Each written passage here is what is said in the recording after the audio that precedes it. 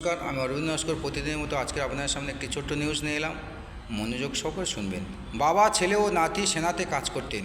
এক ফ্যামিলির বাবা ছেলে চাকরি করতেন সেনাবাহিনীতে, তারপর ছেলে করলো, তারপর নাতি বর্তমানে করছে। পুরুলিয়ার ঘটনা,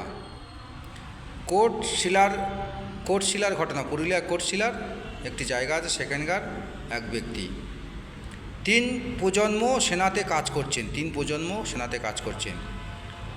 মুক্তিযুদ্ধেও কাজ করেছি, ওই ব্যক্তি বললেন মুক্তিযুদ্ধে কাজ করেছি বা অংশ নিয়েছিলেন বাংলাদেশের হয়ে।